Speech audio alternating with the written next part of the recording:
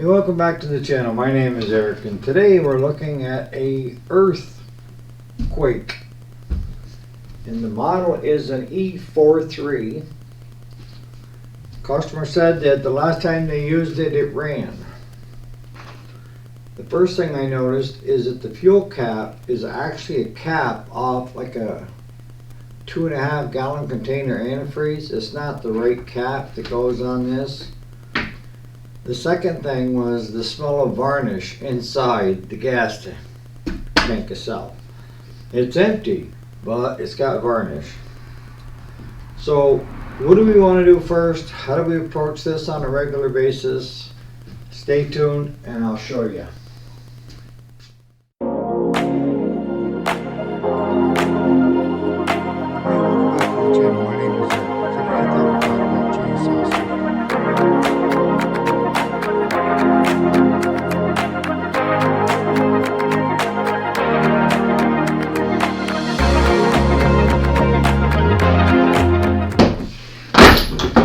So welcome back. So the first thing we're going to do, and you should do on anything, just do a compression test on it. You know, because if you don't have compression, you're not going to get it to run. I don't care how much money you throw at it unless you do a complete rebuild on it. Wow, this baby is stuck.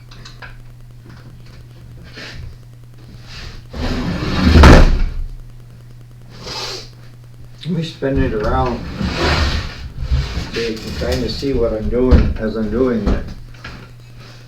You can see that the spark plug did not want to come off. So we're going to replace that. I don't know why it's having an issue where it didn't want to come off. Alright, so the first thing we're going to do is we're going to check compression. So we're going to take the plug out. Yeah, that ain't too bad. It smells a lot worse. So we're gonna thread in our trusty compression tester here.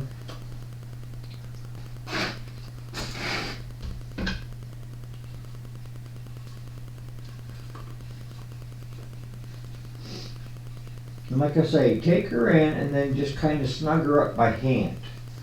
You know, this is not where you decide to brute force with putting a wrench or a pair of pliers or anything else. Alright, and what we're going to do is I want to crank it over 4 to 5 times to see what kind of compression we have on this unit. So here goes nothing.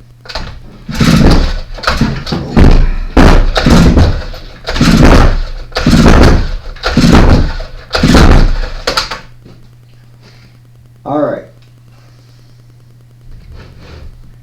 don't know if you can see that gauge, but that gauge says 145 pounds per square inch.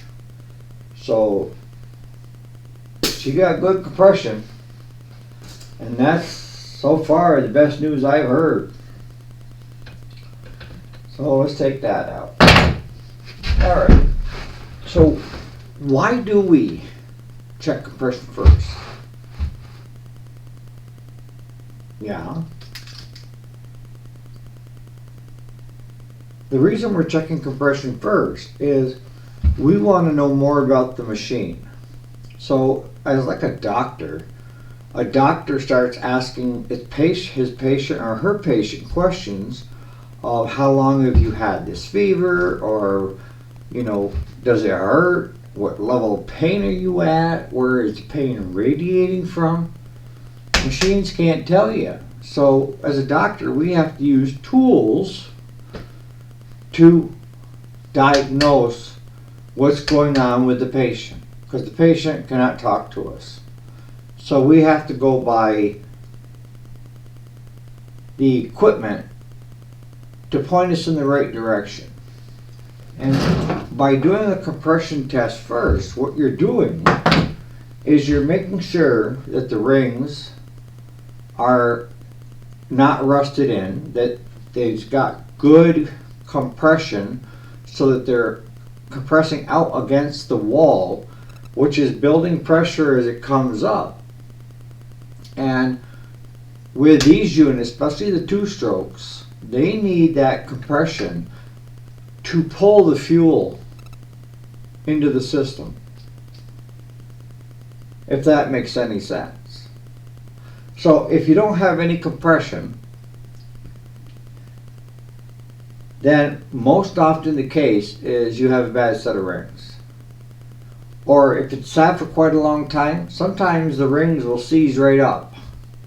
And you break it free by giving it a pull, but the rings still have lost the ability to squeeze and open. It's rusted around the piston. And that's not good. And when you encounter something like that, you start having to look at a tear down, right? So if we have good compression, that tells me that the rings are good, and that everything else in this unit, the piston and that is good as good also because of the compression that this girl's pushing out, which is 145. 145. So our second test or diagnostic tool that we have is, are we getting any fire from the coil? And in the patient's case, you know, is the heart beating? Does it have a good rhythm?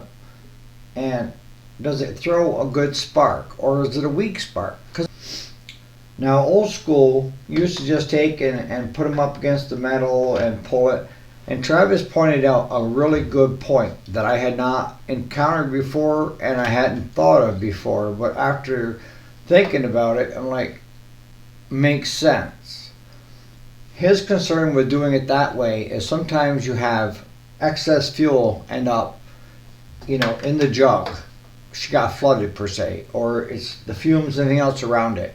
And if you do it that way, you could actually ignite those flames, or the gases and fuel, and actually get hurt, seriously hurt.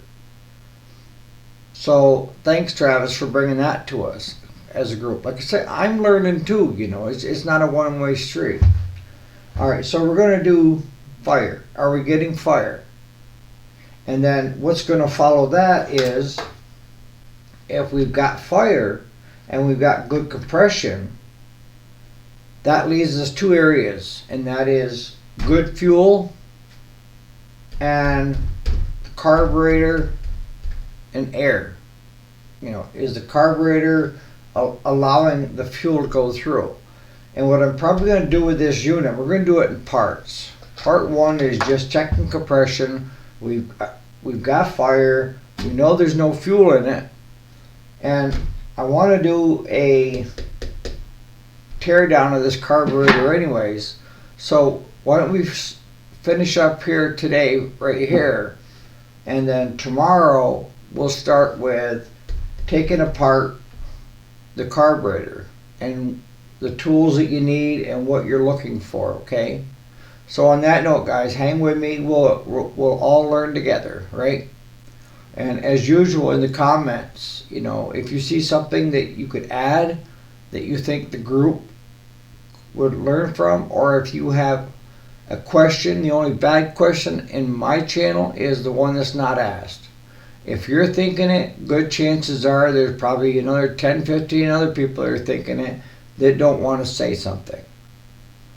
And I know I've got some of you guys that have never turned a wrench in your life and are thinking about getting into it for the first time, maybe on your own stuff.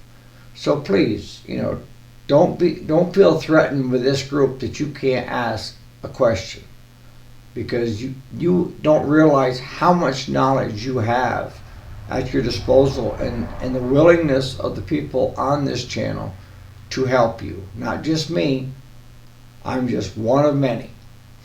All right, guys.